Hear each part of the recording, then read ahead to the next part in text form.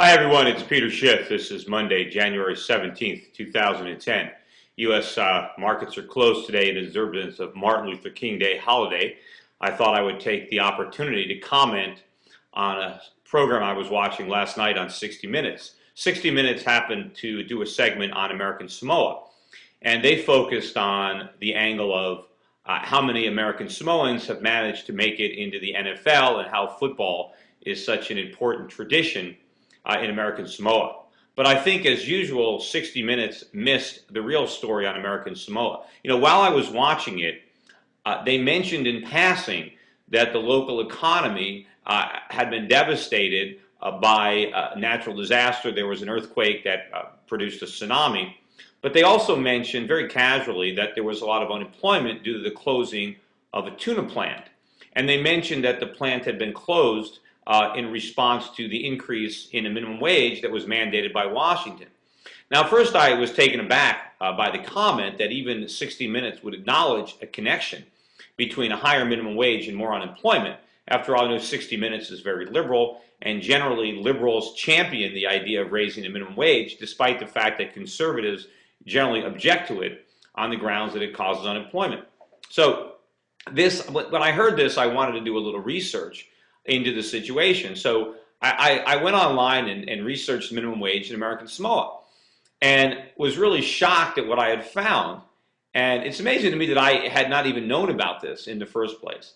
But in 2007, Congress passed a bill that made the minimum wage law in the United States applicable to all of our territories, including American Samoa.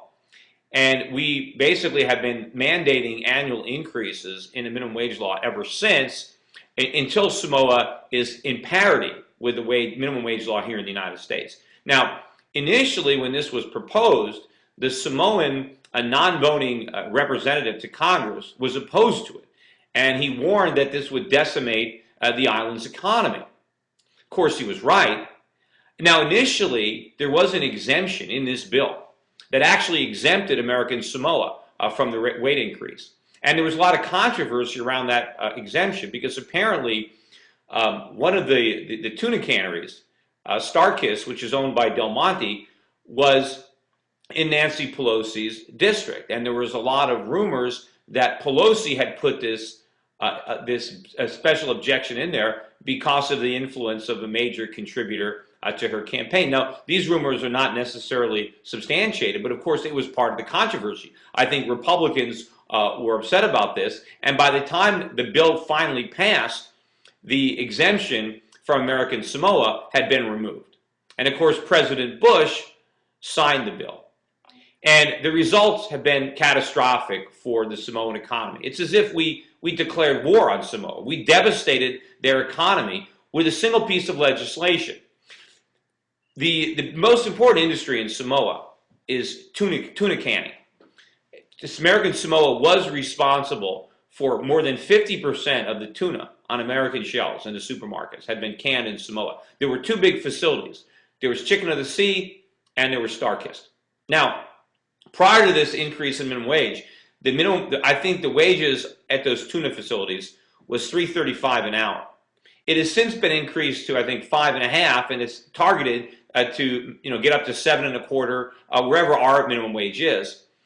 And obviously, the Congress thought that $3.35 an hour was not enough money. That they wanted to make sure that the employers in Samoa paid Samoans $7 an hour, $7.50 an hour, whatever the minimum wage is. Well, that's not what happened. What happened was Chicken of the Sea closed its plant, laid off thousands of Samoans. Why did they close the plant? Well, because it was no longer economical to employ Samoan workers based on the mandated minimum wage. So instead of having jobs at $3.35 an hour, they're now unemployed at $5.50 an hour. What's better, to have a job at a lower wage or to be unemployed at a higher wage? See, this bill did not simply mandate that Chicken of the Sea pay its workers more money. It destroyed the employment opportunity for those workers. And what did Chicken of the Sea do? They opened up another facility in Georgia, and now the tuna is canned there. But this is a highly mechanized facility where you have robots doing the canning. And so what this bill did is it made labor uneconomical, and it made Chicken of the Sea realize that it had to substitute the now higher priced Samoan labor for lower cost machines that it can build in a facility in Georgia. Now, there's still one more tuna plant open. StarKist is still there. They've laid off a number of people at the StarKist plant, but they're now lobbying Congress to try to roll back these minimum wage increases and put a stop to this. Now, if they can't succeed, or they can't get Congress to enact some other kind of subsidies to keep them in business, they're going to shut down too. Now, according to what I read on the internet, 80% of the jobs in American Samoa were either directly in the canning industry or related to the canning industry, and we have destroyed this industry. If we don't repeal that minimum wage, we will impoverish this entire country, because we will effectively make it illegal for Samoans to work. The only jobs that will be left in American Samoa will be jobs provided by the U.S. government. And there are a number of people in Samoa who are employed by the U.S. government. That's going to be all that's going to be left. The whole country is going to have to be on a welfare program. You know, one of the other unintended consequences of this bill, and of course there are many, is that when all these ships were leaving American Samoa with tuna, they had to come back to get more tuna. And on the way back, they brought all sorts of merchandise, products for Samoans to buy, right? Well, now, because they're not exporting all this tuna, you don't have these ships coming. So now, in order for the Samoans to get the consumer goods they need, they have to be able to pay to have ships come to Samoa with merchandise and then leave empty, because there's no more tuna to load up on the ships. So as a result, prices are now going up all over Samoa.